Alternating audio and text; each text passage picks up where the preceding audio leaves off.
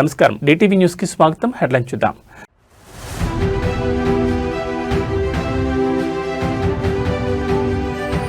శ్రీకాళహస్తిలో గిరి ప్రదక్షిణను ప్రారంభించిన పవన్ కళ్యాణ్. జగన్ హయాంలో పలు ఆలయాల్లో అపచారాలు జరిగాయన్న ఆరోపణలు.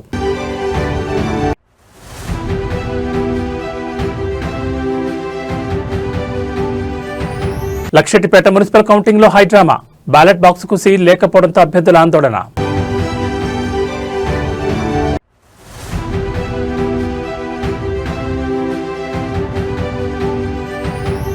ఓ కాంగ్రెస్ ప్రభుత్వమా, మా రిటైర్మెంట్ బెనిఫిట్స్ ఎక్కడా? బ్యాలెట్ బాక్స్ లో లెటర్ ప్రత్యక్షం.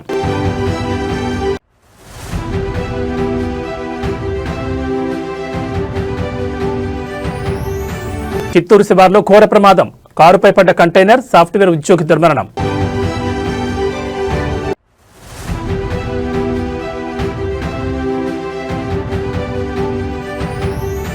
కొనుగోలుదారులకు భారీ ఊరట.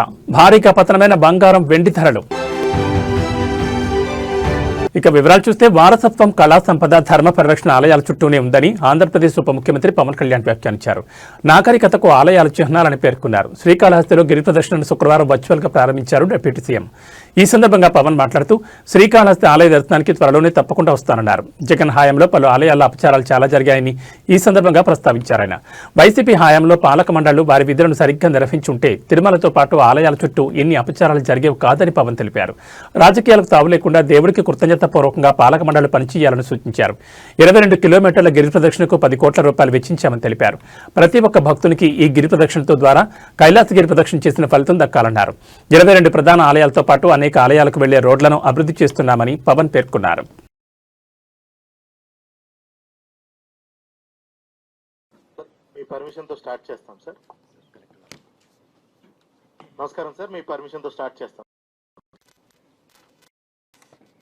కైలాసగిరి ప్రదక్షిణ మార్గం ప్రారంభోత్సవానికి వచ్చేసినటువంటి గౌరవ ఉప ముఖ్యమంత్రి వర్యులు గారికి,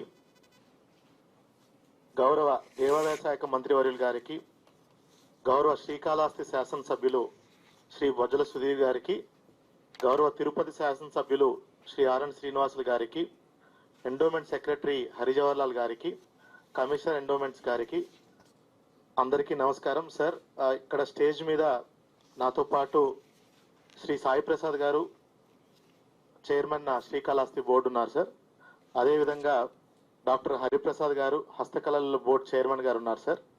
శ్రీ కోలా ఆనంద్ గారు, శ్రీకాళహస్తి నియోజకవర్గ ఇన్ఛార్జ్ సార్, బీజేపీ నుంచి. అదేవిధంగా చెంచునాయుడు గారు, అగ్రికల్చర్ మార్కెట్ కమిటీ చైర్మన్ ఉన్నారు సార్. అదేవిధంగా కన్జర్వేటర్ సెల్వం గారు ఉన్నారు సార్. ఈఓ శ్రీకాళహస్తి బాపిరెడ్డి గారు ఉన్నారు సార్. మిగతా అధికారులు, అదేవిధంగా సార్ ధర్మకర్త మండలి సభ్యులందరూ కూడా ఇక్కడ హాజరయ్యారు సార్. సార్, ఈరోజు ఈ కార్యక్రమానికి మీ చేతుల మీదుగా ప్రారంభించడం చాలా సంతోషదగ్గ విషయం సార్. సార్, సుమారుగా 22 కిలోమీటర్లు కలిగినటువంటి ఈ గిరి ప్రదక్షిణ మార్గం భక్తులందరికీ కూడా ఎంతో దీన్ని స్వాధీనపరచుకోవడానికి మన ప్రభుత్వం వచ్చినమ్మటే సుమారుగా 9,80,00,000 రూపాయలతో బ్యాలెన్స్ రోడ్ అంతటి కూడా సీసీ వేయించి మొత్తానికి 22 కిలోమీటర్లు కూడా భక్తులందరికీ అందుబాటులోకి తీసుకురావడం జరిగింది సార్. ముఖ్యంగా సార్, మనకి స్వామి అమ్మవార్లు ప్రతి కనుమ పండుగ నాడు, అదేవిధంగా మనకి శివరాత్రి వేడుక నాడు స్వామి అమ్మవార్లని ఈ గిరి ప్రదక్షిణ మార్గాన్న తీసుకెళ్తారు సార్. అదేవిధంగా మనకి ప్రతి నెల కూడా పౌర్ణమి సందర్భంగా భక్తులు ఎక్కువ మంది దీన్ని వాడుకుంటా ఉంటారు సార్.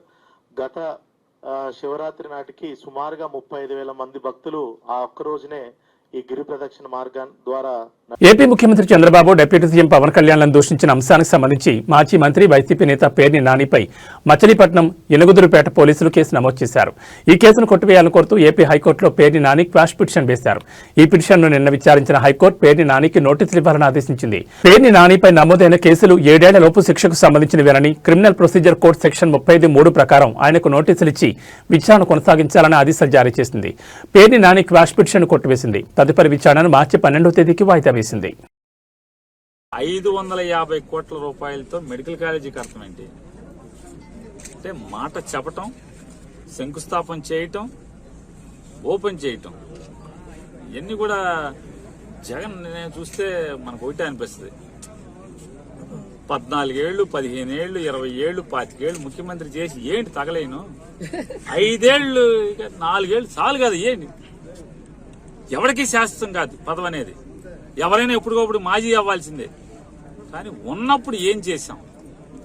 10 మందికి గుండెల్లో నిలిచేట్టుగా చేశామా? ఈ రాష్ట్రంలో గుర్తుండిపోయేట్టుగా చరిత్రలో మంచిగా మన గురించి ఒక్క మాట అన్నా ఉండేట్టుగా బతికామా అనేది జగన్ చూసి నేర్చుకోవాలి ఎవడైనా.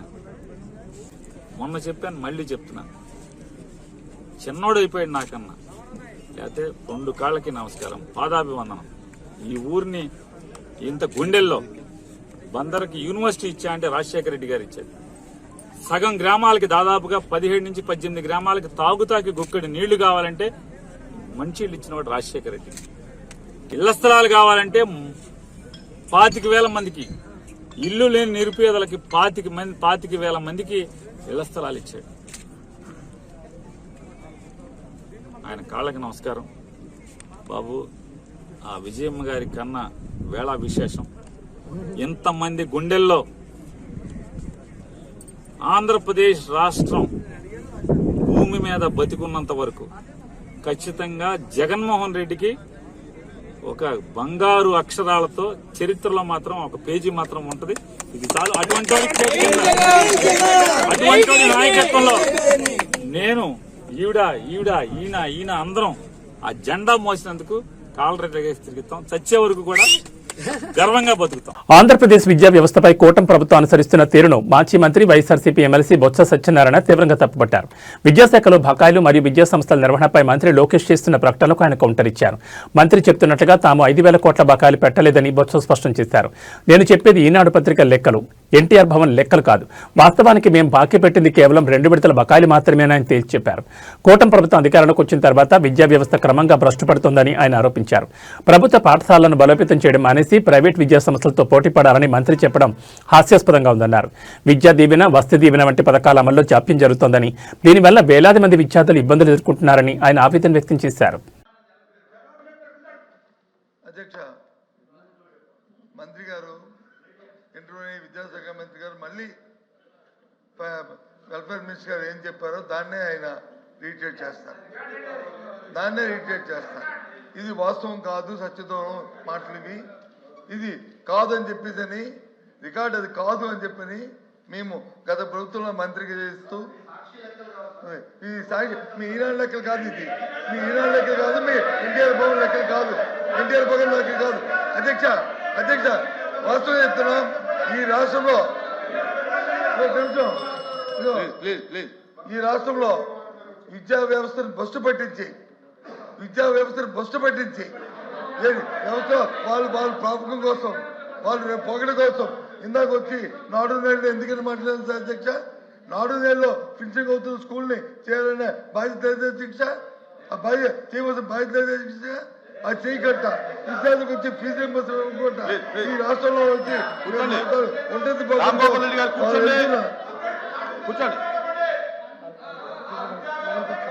వాళ్ళ నేపథ్యంలో గత ప్రభుత్వంలో బకాయిలు పెట్టి వచ్చి ఈ రకంగా చేస్తూ విద్యా వ్యవస్థ బస్సుపరిచిన నేపథ్యంలో అధ్యక్ష ఈ ప్రభుత్వంలో న్యాయం జరుగుతుంది, విద్యా వ్యవస్థ వచ్చి మనుగడ పొందుతుందని ఏ విధంగా ఏ ఒక్క ప్రజలకు కూడా విశ్వాసం లేదు అధ్యక్ష. వాళ్ళు ఏ అబద్ధాలు చెప్పుకుంటారో ఏమి చెప్పుకోమని అధ్యక్ష. ఎందుకంటే ప్రభుత్వంలో వాళ్ళు చేసి ఉండి కూడా ఇంత బ్లంట్గా ఆ రకంగా ఆ సత్యనారాయణ మాటలు మాట్లాడుతుంటే రికార్డు చెప్తాను. మై ల్యాక్స్ 4,200 కోట్లు కాదు, 2 వాయిదాలు తప్ప కాదు. తెలియండి అధికారి పేరు నేను వస్తాను, మీటింగ్ నేను వస్తాను, సమావేశం నేను వస్తాను, మీ మంత్రి గారిని సమావేశం పెట్టండి, మేము వస్తాం. సమావేశంలో మంత్రిగా మా అధికారులు మా ముందు చెప్పండి. జనసేన నేత రైల్వే కోడూరు ఎమ్మెల్యే అరవ శ్రీధర్కు సంబంధించిన వివాదంపై బాధితురాలు హర్షవేణ మరోసారి వీడియోను విడుదల చేశారు. హర్షవేణ ఒక సెల్ఫీ వీడియో ద్వారా తన వాదనలు వివరించారు. జనసేన కమిటీ ముందు హాజరు కావాలన్న ఎలాంటి సమాచారం తనకివ్వలేదని, కమిటీ సభ్యుడు శివశంకర్ను ఫోన్లో సంప్రదించారని, అలాగే తన వాదనలను ఆధారాలను పెన్ డ్రైవ్లో పంపిన విషయాన్ని ఈ వీడియోలో పేర్కొన్నారు. ఈ సందర్భంగా ఫిబ్రవరి 3న జనసేన నేత శివశంకర్ వాట్సాప్ మెసేజ్ను బయటపెట్టారు హర్షవేణ. కమిటీ సభ్యుల్లో ఎవరూ ఆమెను సంప్రదించలేదని వెల్లడించారు. కమిటీ పిలిస్తే హాజరు కావడానికి సిద్ధంగా ఉన్నందున కమిటీ ముందు హాజరు కావాలని ఎవరు చెప్పారో స్పష్టంగా వెల్లడించాలని ఆమె డిమాండ్ చేశారు. అలాగే పవన్ కళ్యాణ్కు తన వాదనను అందించాలని ప్రయత్నిస్తున్నట్టు తెలిపారు. చివరిగా తప్పు చేసిన వారిని తగిన శిక్ష తీసుకోవాలని హర్షవేణ్ డిమాండ్ చేశారు. అందరికీ నమస్కారం. ఈరోజు న్యూస్లో నా గురించి నేనేదో మాయమైపోయాను, భయపడి దాక్కుంటున్నాను, ఉద్యోగరీత్యా సమస్యలు ఫేస్ చేస్తున్నాను, టీవీ ముందుకు రాలేక ఇంకా వీడియోస్ వదలలేక నేను దాక్కున్నాను అన్న ఒక న్యూస్ వినిపిస్తుంది. నేను దాక్కోలేదు. నేను నా లీగల్ ప్రొసీజర్ని ఫాలో అవుతున్నాను. బేసిక్గా నేను దాక్కోను కూడా. నిన్న కూడా ఒక వీడియో రిలీజ్ అయింది. అది కొన్ని ఛానళ్ళ వాళ్ళు చూసారో లేదో, ఎందుకు ఇలా మాట్లాడుతున్నారో, ఎవరు మాట్లాడిస్తున్నారో నాకు తెలీదు. కాకపోతే నేనైతే దాక్కోలేదు, దాక్కోను కూడా. న్యాయం జరిగేంత వరకు దాక్కోను. ఇంకొక విషయం, నన్ను కమిటీకి ఎవ్వరూ పిలవలేదు. నన్ను కమిటీకి ఎవ్వరే కానీ హాజరు అవ్వమని ముందస్తు ఇన్ఫర్మేషన్ ఇవ్వలేదు. నాకు ఎటువంటి ఇన్ఫర్మేషన్ లేదు. నేను శివశంకర్ గారికి కాంటాక్ట్ అయ్యి, ఆయన నంబర్ సంపాదించి శివశంకర్ గారికి కాంటాక్ట్ అయ్యి నాకు నేనుగా, సార్ మీరు శ్రీధర్ వర్షన్ మాత్రమే విన్నారు, నేను నా వర్షన్ కూడా తెలియజేసుకోవాలనుకుంటున్నాను, సో నేను పెన్ డ్రైవ్ పంపిస్తున్నాను విత్ అటాచ్డ్ విత్ లెటర్ అని చెప్పేసి నేను లెటర్ పంపించడం జరిగింది. అంతే తప్ప I bet and I ask committee people, నన్ను ముందు ఇన్ఫర్మేషన్ ఇచ్చారా? ఇస్తే ఎవరితో ఇప్పించారు?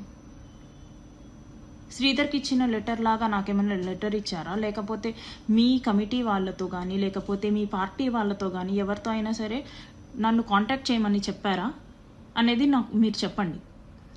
న్యూస్లో వస్తున్నట్టు మేము వీణాని పిలిచాము కానీ వీణ హాజరు అవ్వలేదు అనేది తప్పుడు స్టేట్మెంట్, అవాస్తవాలు ఇవి. నేను దీన్ని అంగీకరించను. ఎందుకంటే నాకు ఎటువంటి ఇన్ఫర్మేషన్ లేకుండా మీరు నన్ను పిలిచారు అన్నదాన్ని నేను ఒప్పుకోను. And I'm dam willing to meet all of you. నేను మిమ్మల్ని కలిసి నా వర్షన్ చెప్పుకొని వాట్ ఈజ్ వాట్ అనేది చెప్పుకోవడానికి నేను రెడీగా ఉన్నాను. నేను కలుస్తాను అనేసి అంటున్నా కూడా మీరు నన్ను పిలిచారు రాలేదు అనేసి అలాంటి అవాస్తవాలు చెప్పకండి ప్లీజ్. అండ్ నేను దాక్కోవట్లేదు. నేను స్టిల్ ప్రయత్నిస్తున్నాను పవన్ కళ్యాణ్ గారిని కలవడానికి, స్టిల్ ప్రయత్నిస్తున్నాను. మీరు చెప్పినట్టు, నేను చెప్పినట్టు, శ్రీధర్ చెప్పినట్టు ఇది మా వ్యక్తిగత సమస్య. కాకపోతే కొంతమంది రాజకీయ రాబందులు దీన్ని పాలిటిక్స్ చేస్తున్నారు. అధికారం ఉంది కదా అని చెప్పేసి వాళ్ళు కంప్లీట్ అధికారం చూపిస్తున్నారు. డబ్బులు వేస్ట్ చేసుకుంటున్నారు, డబ్బులు ఖర్చు పెట్టి నెగిటివిటీని స్ప్రెడ్ చేస్తున్నారు, ఏంటంటో చేస్తున్నారు. అవన్నీ కాదండి కావాల్సింది, నిజాలు కావాలి. కమిటీ వాళ్ళు ఎంత టైం అయినా తీసుకోండి, కానీ నిజం మాత్రమే చెప్పండి, అబద్ధాలు చెప్పకండి. I really pray all of you, I really please all of you, నిజాలు మాత్రమే మాట్లాడుకుందాం. నాకు శ్రీధర్కి జరిగింది మాత్రమే మాట్లాడుకుందాం. నా ఉద్యోగం అంటారా, నా పరువు అంటారా, నేను ఇంతకంటే దిగజారడానికి ఇంకేం మిగల్లేదు. కాబట్టి నేను అన్ని వదులుకున్న తర్వాతే నేను ఇక్కడికి వచ్చాను. కాబట్టి నేను భయపడను. నాకు జస్టిస్ జరిగే విషయంలో నేను భయపడను. నేను ముందుకు వెళ్తాను ఖచ్చితంగా.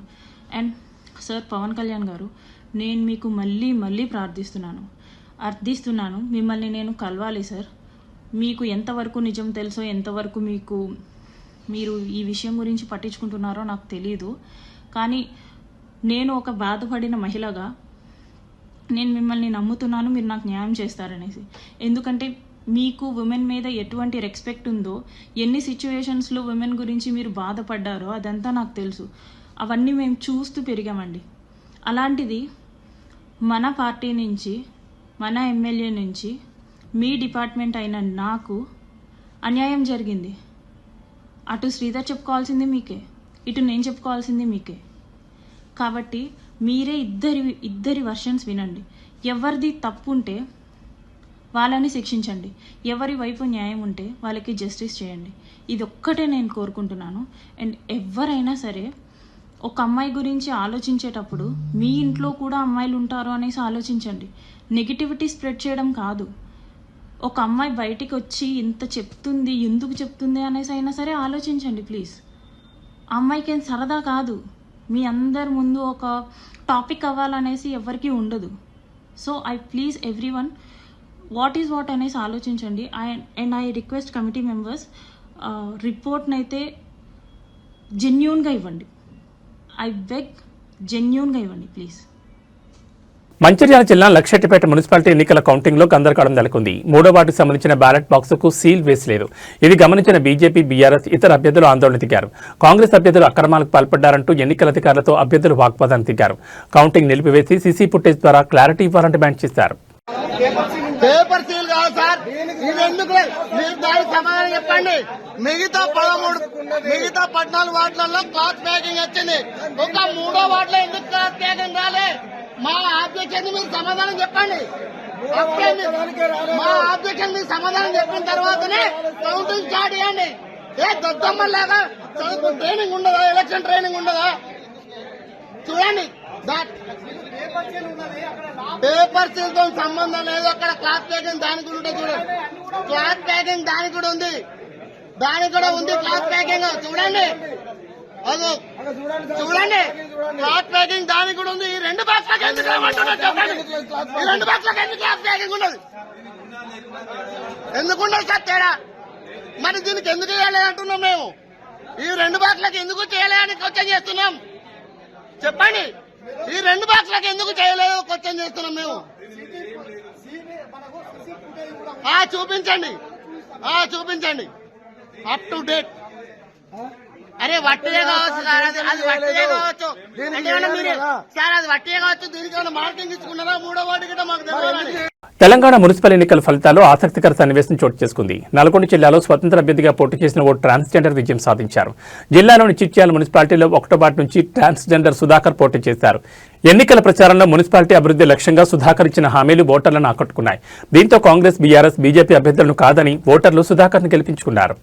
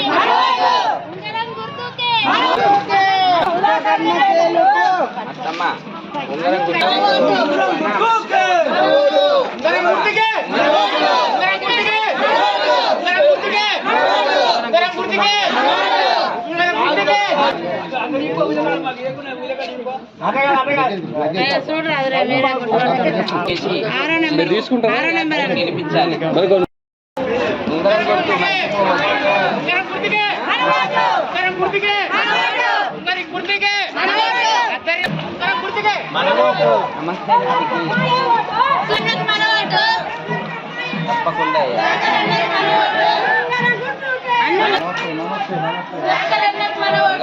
ఓటు వేయాలి.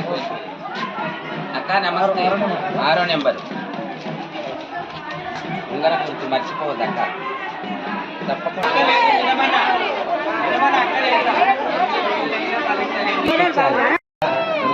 మర్చిపోవద్దు.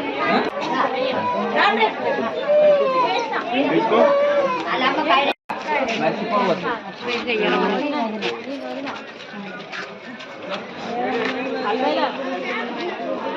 గుర్తుకే ఉంగరం గుర్తుకే గుర్తుంచుకో.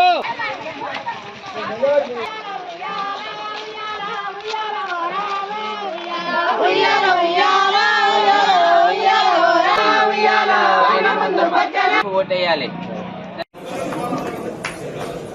ములుగు మున్సిపాలిటీ ఎన్నికల ఫలితాల్లో కాంగ్రెస్ పార్టీ శుభారంభం చేసింది. కౌంటింగ్ ప్రారంభమైన కొద్దిసేపటికే కాంగ్రెస్ తన మొదటి విజయాన్ని నమోదు చేసి ఖాతా తెరిచింది. ములుగు మున్సిపాలిటీ 1వ వార్డు నుంచి కాంగ్రెస్ అభ్యర్థిగా పోటీ చేసిన ఆలోతు పద్మ తన సమీప ప్రత్యర్థిపై 278 ఓట్ల భారీ మెజార్టీతో ఘన విజయం సాధించారు. ఫలితం వెలువడగానే కాంగ్రెస్ శ్రేణులు సంబరాల్లో మునిగిపోయాయి. మున్సిపాలిటీలో మొదటి వార్డులోనే విజయం దక్కడంతో పార్టీ కార్యకర్తల బాణసంచా కాల్చి స్వీట్లు పంపిణీ చేస్తూ వేడుకలు చేసుకున్నారు. ఇక్కడ ఉన్నటువంటి పెద్దలకు కలెక్టర్ గారికి, జాయింట్ కలెక్టర్ గారికి, అలాగే ఎలక్షన్ ఆఫీసర్లందరికీ, ఇక్కడ ఉన్నటువంటి అందరికి ఆఫీసర్లందరికీ పేరు పేరున నమస్కారాలు.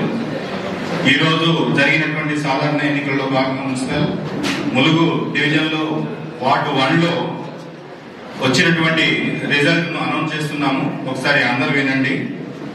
అంగోతు శిరీష టిఆర్ఎస్ భారత రాష్ట్ర సమితి 11 ఓట్లు వచ్చాయి అంగోతు శీర్షకు. తర్వాత మాలోతు చరిత బీజేపీ అభ్యర్థి 152 వచ్చాయి. ఈరోజు వచ్చినటువంటి ఫలితాలలో అత్యధికంగా ఆలోత్ పద్మ 430 ఈమె విజేతగా ప్రకటిస్తున్నాము. ఇందులో మాకు వార్డు 1లో మొత్తం 599 ఓట్లు పోలైనాయి.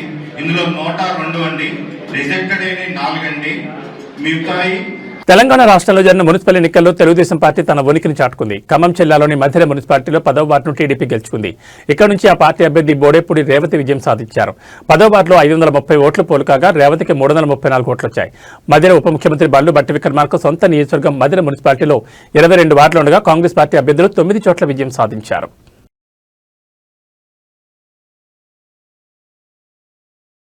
మున్సిపల్ ఎన్నికల కౌంటింగ్ వేళ కాంగ్రెస్ ప్రభుత్వంపై అసంతృప్తి బయటపడింది. రిటైర్మెంట్ బెనిఫిట్స్ అందించకుండా రేవంత్ సర్కార్ చేస్తున్న జాప్యంపై నిరసన తెలుపుతూ బ్యాలెట్ బాక్సులో ఓ లెటర్ ప్రత్యక్షమైంది. ఓ కాంగ్రెస్ ప్రభుత్వమా, మా రిటైర్మెంట్స్ బెనిఫిట్స్ ఎక్కడా అంటూ అందులో పెన్షనర్లు ప్రశ్నించారు. సూర్యాపేట మున్సిపాలిటీలోని 47వ వార్డులోని బ్యాలెట్ బాక్సులో ఓట్లను లెక్కిస్తుండగా ఈ లెటర్ బయటపడింది. అందులో ఓ కాంగ్రెస్ ప్రభుత్వమా, మేం రిటైర్మెంట్ అయి 15 నెలలు గడిచింది, మాకు రావాల్సిన మీరు చెల్లించాల్సిన డబ్బులు ఏ ఒక్క పైసా కూడా రాలేదు, ఇవ్వలేదు, అనేక ఇబ్బందులు పడుతూ అనారోగ్యం పాలవుతున్నాం, ఆసుపత్రిలో మెరుగైన వైద్యం చేయించుకోలేక ఇప్పటి వరకు 62 మంది చనిపోయారు, అందుకే బాధతో మేము చనిపోకముందే మా డబ్బులు మాకు ఇవ్వాలని ప్రభుత్వాన్ని వేడుకుంటున్నామని ఆ లేఖలో ఉంది. ఈ లెటర్ ఇప్పుడు వైరల్ గా మారింది.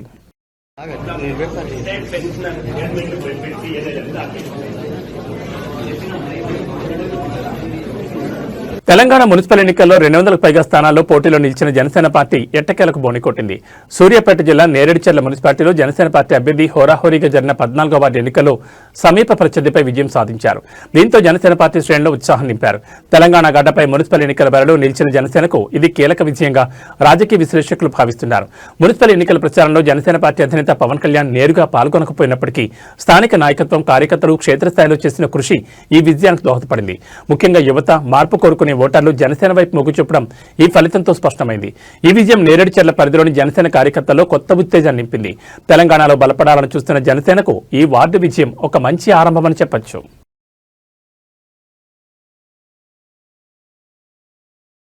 ఏపీలో ఘోర రోడ్డు ప్రమాదం చోటు చేసుకుంది. కారు కంటైనర్ ఢీకొన్న ఘటనలో సాఫ్ట్వేర్ ఉద్యోగి దుర్మరణం చెందారు. ఈ ప్రమాదంలో కారు పూర్తిగా నుచ్చునుచ్చైంది.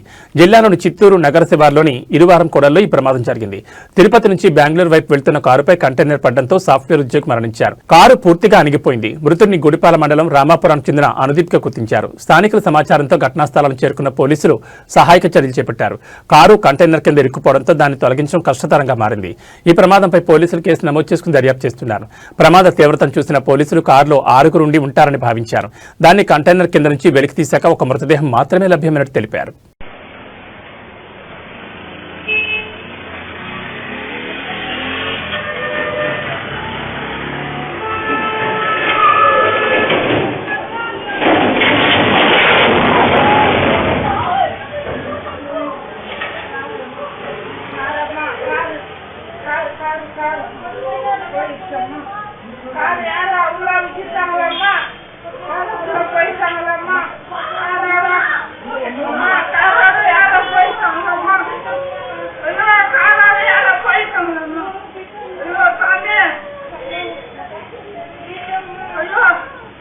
4 రోజుల తర్వాత వెండి ధర భారీగా పతనమైంది. ఫిబ్రవరి 9న కిలో వెండిపై 15,000 పెరిగి 3 లక్షలకు పెరిగిన రేటు నిన్నటి వరకు స్థిరంగా కొనసాగింది. నేడు ఏకంగా 20,000 పతనమై కిలో వెండి ధర 2,50,000 తగ్గింది. బంగారం ధరలు సైతం భారీగా తగ్గాయి. 24 క్యారెట్ల బంగారం 10 గ్రాముల ధర 2,620 రూపాయలు తగ్గి 1,55,780కి దిగొచ్చింది. 22 క్యారెట్ల బంగారం 10 గ్రాముల ధర 2,400 తగ్గి 1,42,800కు చేరింది. 18 క్యారెట్ల బంగారం 10 గ్రాముల ధర 1,960 తగ్గి 1,16,840 వద్ద కొనసాగుతోంది. తగ్గిన ధరలకు జీఎస్టీ తరుగు అదనంగా ఉంటాయి. నిన్న ఈ రోజు కలిపి బంగారం ధర 10 గ్రాములపై 3,500 నుంచి 3,820 వరకు తగ్గింది. 4 రోజుల్లో పెళ్లిళ్లు మొదలు కానున్న సమయంలో బంగారం వెండి రేట్లు ఈ స్థాయిలో తగ్గడంతో కొనుగోలుదారులు హర్షం వ్యక్తం చేస్తున్నారు. హైదరాబాద్ సహా తెలుగు రాష్ట్రాల్లోని ప్రధాన నగరాల్లో బంగారం వెండి ధరలో స్వల్ప హెచ్చుతగ్గులుండొచ్చు.